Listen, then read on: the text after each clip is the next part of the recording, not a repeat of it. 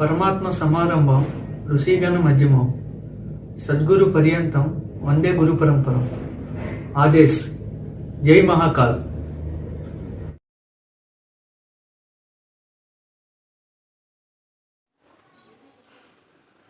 गोरका snoring and sleep apnea ఈ రెండు అంశాలు ఒకదానితో ఒకటి మిళితమైనటువంటి అంశాలు సందర్భాలు. వీటి కోసం మనం కాస్త తెలుసుకునే ప్రయత్నం అనేది చేద్దాం. ఇక్కడ చూసుకున్నట్లయితే మనకి కొండనాలిక అనేది ఉంటుంది, అంటే చిన్న ఉల్వా అంటారు, అది ఏలబడి ఉంటుంది మనకి. ఇది మనకి ఆహార నాళాన్ని వాయునాళాన్ని ఒకదాన్ని ఒకటి సందర్భాన్ని బట్టి క్లోజ్ చేయడం అనేది జరుగుతుంది. దాని తాలూకు వరకు ఇక్కడ మనం ఒక ముఖ్యమైనటువంటి అంశాన్ని మనం చూసుకున్నట్లయితే, నిద్రలోనే మనం పడుకునేటప్పుడు ఈ కొండనాలిక అన్నది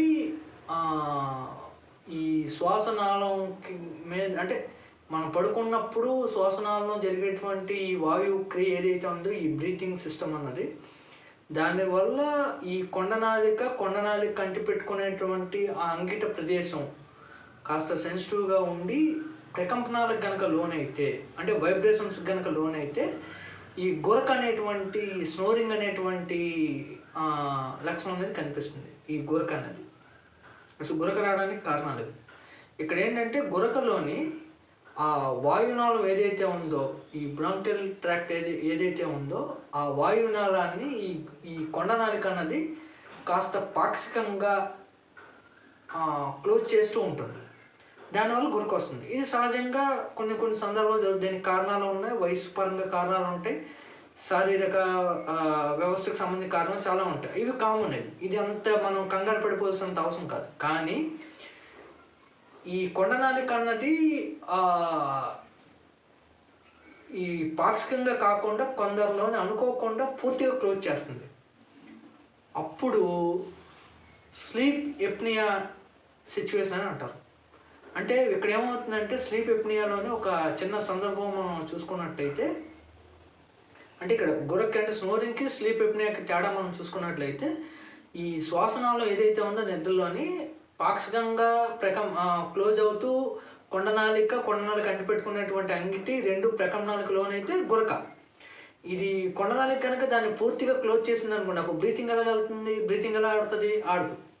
సో అప్పుడు బ్రీతింగ్ అనేది గ్యాప్ అనేది వస్తుంది, బ్రీతింగ్ అనేది అవుతుంది, ఊపిరి అందని స్థితి అనేది ఏర్పడుతుంది. అది స్లీప్ ఎప్నియా.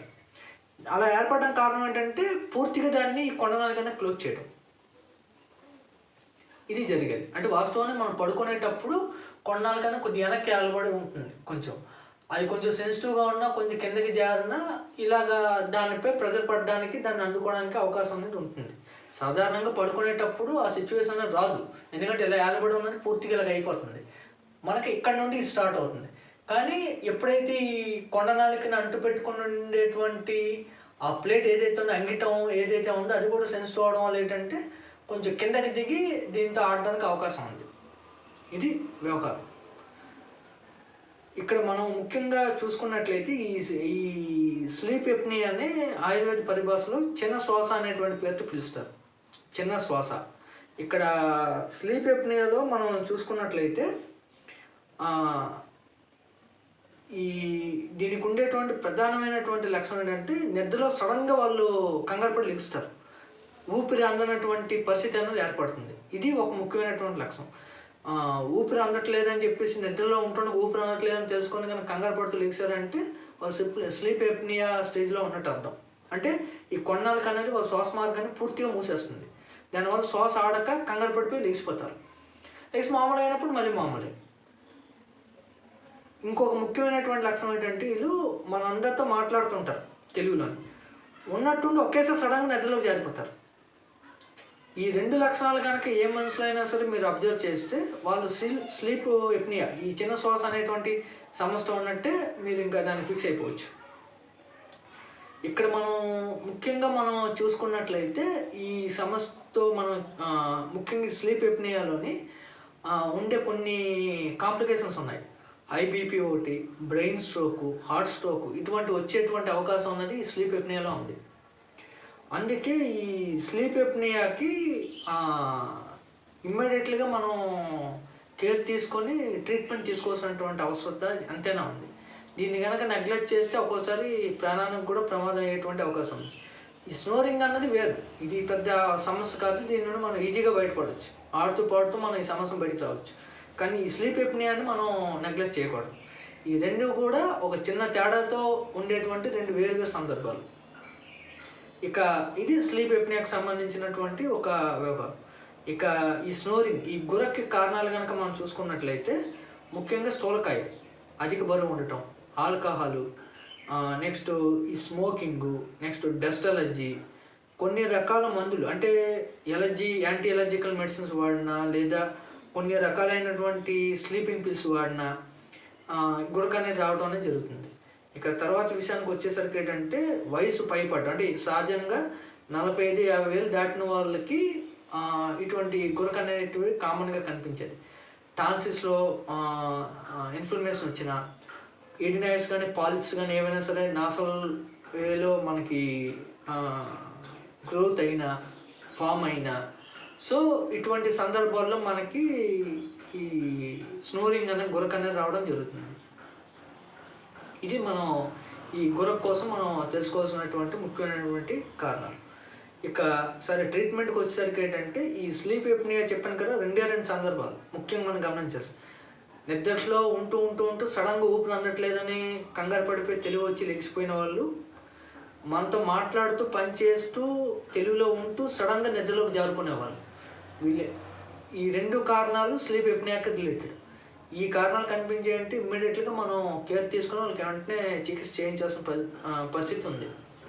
ఇక తర్వాత విషయానికి వచ్చి గురక్కు వచ్చేసరికి ఏంటంటే కారణాన్ని బట్టి, అంటే కాజ్ బట్టి మనం ట్రీట్మెంట్ ఇవ్వాల్సి ఉంటుంది. వీళ్ళకి కవార ఔషధాలను ఇవ్వాలి. ఈ దీంట్లో సమన శోధన 2 చికిత్సలు ఉంటాయి. అంటే డైరెక్ట్గా మెడిసిన్స్ ఇచ్చి క్లియర్ చేయడం ఉంటుంది, అవసరమైతే శోధన చికిత్స కూడా చేయాల్సి ఉంటుంది, అంటే ఈ వమన కర్మ వంటివి చేయాల్సి ఉంటుంది. అట్ ద సేమ్ టైము మరణ చికిత్సలు ఈ స్లీప్ ఎప్నియాకి కానివ్వండి, స్నోరింగ్ కానివ్వండి బాగా పనిచేస్తాయి. ముఖ్యంగా ఉల్వర్మ అనేటువంటి ఒక వర్మ క్లాసిఫికేషన్స్లో ఒక క్లాసిఫికేషన్ ఉల్వర్మ అంటారు. ఉల్వర్మ అంటే ఇంటర్నల్గా ఉండేటువంటి వర్మస్థానం, అవి బయట దొరకవు. కేవలం 1-2 మాత్రం మనం వాటిని క్యాచప్ చేయగలం, కానీ మ్యాక్సిమం క్యాచప్ చేయలేం. సో వాటి మీద కనుక మనం పూర్తిగా ఆ ఉల్వర్మం సంబంధించినవి కనుక మనం స్టిమ్యులేట్ చేస్తూ దానికి చికిత్స చేయగలిగితే ఇటువంటి స్లీప్ ఎప్నియా, అదేవిధంగా ఈ స్నోరింగు, వీటి నుండి మనిషి బయటికి రావడానికి అవకాశం ఉంది. ఇక తర్వాత విషయానికి వచ్చేసరికి ఏంటంటే యోగాలో ఉండేటువంటి ప్రాణాయామ పద్ధతులు కొన్ని ఉన్నాయి. ఆ ప్రాణాయామ పద్ధతులు కూడా మీకు చాలా అద్భుతంగా పనిచేస్తాయి. ఇకపోతే కిలికర్మ అని ఇలాగ కొన్ని యోగాలు కొన్ని సత్కర్మలు ఉంటాయి. అందులో కిలికర్మ అనేది ఈ కొండనాలిక ప్రాంతంలో చేయడం జరుగుతుంది. అది మీకు దగ్గరలో ఉన్నటువంటి ఎవరిని యోగా మాస్టర్ని అడిగితే వాళ్ళు మీకు చెప్తారు. ఇది యోగా మాస్టర్ల ఆధ్వర్యంలో చేయాల్సిందే. 1-2 సార్లు మీరు వాళ్ళ ఆధ్వర్యంలో చేస్తే మీరు ఇంటి దగ్గర చేసుకోవచ్చు అప్పుడప్పుడు. సో దీన్ని కనుక మనం ఆచరిస్తూ ఉంటే ఈ సమస్యను మనం బయటపడడానికి అవకాశం అనేది ఉంది. ఇది ముఖ్యంగా ఈ గురక్ కానివ్వండి, స్లీప్ ఎప్నియా కానివ్వండి, ఆయుర్వేద సిద్ధ వైద్యాల్లో చాలా అద్భుతమైనటువంటి అవసరాలు ఉన్నాయి. సో ఇది మన చికిత్స ప్రక్రియను చూసుకున్నట్టు. ఇక తర్వాత విషయానికి వచ్చేసరికి ఏంటంటే ఈ సమస్య ఉన్న వాళ్ళ తాలూకా లైఫ్ స్టైల్ ఏ విధంగా ఉండాలి, వాళ్ళ హ్యాబిట్స్, వాళ్ళ తాలూకా ఆహార విహారాలు ఇవన్నీ ఏ విధంగా ఉండాలి అనేటువంటి విషయాన్ని కనుక మనం చూసుకున్నట్లయితే మొట్టమొదటిగా ఇక్కడ కొన్ని అంశాలు మనం చూడాలి. ఇప్పుడు కూడా ఈ గురక సమస్య కానీ స్లీప్ ఎప్నియా సమస్య కానీ ఉన్నవాళ్ళు పక్కకి తిరిగి పడుకోవాలి, వెళ్ళకిలా పడుకోకూడదు. నిద్రలో ఎలా పడుకుంటాం మనకు తెలియదు కాబట్టి ఒక పని చేయడం మంచిది. సన్నంగా అంటే వెడల్పు తక్కువగా ఉండేటువంటి సోఫాలనే మనం పడుకుంటే ఫ్రీగా వెళ్ళకిలా మనం పడుకోలేం, ఆటోమేటిక్ పక్కకి తిరిగిపోతాం, డిస్కంఫర్ట్ వచ్చి నిద్రలో. అదేవిధంగా మన వెనక వైపు వీపు వైపు ఏదైనా ఒక రబ్బర్ బంతి లాంటిది కానీ లేదా ఒక ఈ మాత్రం క్లాత్ ఒక వండలాగా చుట్టి దాన్ని కానీ మనం వెనకాతలు పెట్టుకొని కానీ కట్టుకున్నట్లయితే అప్పుడు మనం పక్కకి తిరిగి పడుకుంటాం. వెళ్ళకెళ్ళ తిరిగినప్పుడు ఏదో మనకి అడ్డుతున్నట్టు ఫీల్ వచ్చి మళ్ళీ పక్కకి తిరిగిపోతాం. ఒకటి. రెండోది ఏంటంటే ఏటవాలుగా మనిషి పడుకోవాలి. మనకు చూడండి హాస్పిటల్లో బెడ్లో హాఫ్ ఆఫ్ బెడ్ మీకు పైకి ఎత్తారు మనిషి ఏటవాలుగా ఉండే విధంగా. అలా ఉన్నప్పుడు కూడా మీకు ఈ గురక కానీ ఈ స్లీప్ ఎప్నియా సమస్య కానీ ఇలాంటివి రావు. ఒకటి. రెండోది ఏంటంటే ఎప్పుడూ కూడా ఎత్తుగా ఉండేటువంటి తలగళ్ళు వాడితే ఈ గురక కానీ స్లీప్ ఎప్నియా సమస్య కానీ వస్తుంది. ఎందుకు అంటే ఎప్పుడూ కూడా ఈ గెడ్డ ఉన్న ఛాతీకి ఎక్కువ డిఫరెన్స్ లేకపోతే మీకు రాదు. అప్పుడు కరెక్ట్గా మీకు లోపల కొన్నాళ్ళకి అనేది ఇబ్బంది పెట్టదు. బాగా ఎత్తుగా ఉందనుకోండి, ముందుకు బాగా తన్ను వచ్చే విధంగా తలకాయ తన్ను వచ్చే విధంగా కనుక మీరు ఎత్తుగా తలగళ్ళు వాడినట్లయితే అప్పుడు మీకు ఈ సమస్య రావడానికి అవకాశం ఉంది. అందుకేంటంటే సన్నంగా ఉండేటువంటి మెత్తగా ఉండేటువంటి సన్నంగా ఉండేటువంటి తలగడలు లేదా ఒక చిన్న దుప్పట్లాడ దగ్గరికి మడత పెట్టుకొని అది మీరు తలవైపు తలగడగా వాడుకున్నట్లయితే ఈ సమస్య నుండి మీరు బయటపడగలుగుతారు. ఇది ముఖ్యంగా మనం గుర్తుపెట్టుకోవాల్సింది. ఇకపోతే మీరు తీసుకోవాల్సిన పదార్థాలు ఏంటంటే వేడి నీళ్ళు ఎక్కువగా తాగుతూ ఉండాలి, కఫం ఎక్కువ లేకుండా చూసుకోవాలి. అదేవిధంగా ముఖ్యంగా మనం ఫాలో అవ్వాల్సింది ఏంటంటే రాత్రిపూట స్వీట్స్ ఎక్కువ తినడం కానీ పెరుగు వంటి పదార్థాలు వాడడం కానీ కూలింగ్ ఐటమ్స్ తీసుకోవడం కానీ ఇలాంటివి ఏమీ చేయకూడదు. ఇక తర్వాత చూసుకున్నట్లయితే ముఖ్యంగా ఈ గురక కానీ స్లీప్ ఎప్నియా సమస్య కానీ ఉన్న వాళ్ళలో లంగ్ ఇన్ఫెక్షన్ అనేది తొందరగా ఫామ్ అవుద్ది. లంగ్ ఎప్పుడు ఇన్ఫెక్ట్ అవ్వకూడదు. లంగ్ ఇన్ఫెక్ట్ అయితే దాని నుండి మళ్ళీ మనిషిని బయటికి తీసుకురావడం, ఇన్ఫెక్షన్ తగ్గించడం అన్నది ఒక పెద్ద ఛాలెంజ్. సో ఈ లంగ్ అనేది ఇన్ఫెక్ట్ అవ్వకుండా చూసుకోవాలి. ఒకటి. రెండు ఆల్రెడీ లంగ్ రిలేటెడ్ కంప్లైంట్స్ ఉన్నాయి, అంటే శ్వాసకోశ వ్యవస్థ సమస్యలు ఉన్నవాళ్ళు, సిఓపిడీలని, ఆస్ట్మా అని, బ్రాంకైటిస్ అని, ఎక్యూట్ బ్రాంకైటిస్ అని, ఇస్నోఫిలియా అని, ట్యూబర్కులోసిస్ అని, ఇటువంటి ఇప్పుడు కొత్తగా వచ్చినటువంటి కోవిడ్ లాంటివి, వైట్ ఫంగస్ లాంటివి, ఇటువంటి సమస్యలు కనుక ఎవరికైనా ఉన్నట్లయితే లేదా ఒకసారి దీని తాలూకు అటాక్ కనుక తగిలినట్టయితే వాళ్ళు ఇంకా బాగా జాగ్రత్తగా ఉండాలి. ఇది మనం గుర్తుపెట్టుకోవాల్సినటువంటి విషయం. ఇక తర్వాత విషయానికి వచ్చేసరికి వీళ్ళకి ఆల్కహాల్ అనేది అలవాటు ఉండకూడదు. అంటే ఆల్కహాల్ మానేయాలి, ధూమపానం మానేయాలి, స్మోకింగ్, ఆయిల్ ఫుడ్స్ మానేయాలి, ఫాస్ట్ ఫుడ్స్ మానేయాలి. నెక్స్ట్ పెరుగు, అదేవిధంగా విరుద్ధ ఆహారాలు. ఆల్రెడీ మన ఛానల్లో విరుద్ధ ఆహారాలు అంటే ఆపోజిట్ యాక్షన్ ఫుడ్ కోసం మనం ఒక వీడియో పెట్టినాము, అది మీరు చూసినట్లయితే లిస్ట్ అంతా మీకు అర్థం అవుతుంది. సో ఆపోజిట్ యాక్షన్ ఫుడ్ అన్నది తీసుకోకూడదు. అదేవిధంగా కూలింగ్ ఐటమ్స్ తీసుకోకూడదు, అరటిపండు మానాలి. నెక్స్ట్ స్వీట్స్, మైదా, ముఖ్యంగా బయట విందు భోజనాలు, బయటకు వెళ్ళి డిన్నర్లు చేయడాలు, ఫంక్షన్ పార్టిసిపేట్ చేయండి కానీ ఫంక్షన్స్లో భోజనాలు చేయొద్దు. ఎందుకంటే ఫంక్షన్స్లో పెట్టే భోజనాల్లోని ఆయిల్ కంటెంట్లు కానీ దాని వ్యవహారం కానీ అంతా కూడా వేరేగా ఉంటాయి. సో అటువంటి భోజనాలు మాత్రం మీరు అవాయిడ్ చేయాల్సి ఉంటుంది. ఇలా చేసి ముఖ్యంగా ఇంకోటి ఏంటంటే ఉన్ని వస్త్రాలు అంటే మన స్వెటర్స్ కానీ రగ్గులు కానీ ఇటువంటివి నిద్రలో ఉన్న సమయంలో ఇవి మీ దగ్గర లేకుండా చూసుకోండి. ఎందుకంటే నిద్రలో కనుక ఇవి మీ దగ్గర ఉంటే దాని నుండి రేగేటువంటి ఒక ధూళి అనుకోండి, ఒక రకమైనటువంటి పదార్థం అనేది రేగుతూ ఉంటుంది ఉన్ని వస్తువుల నుండి.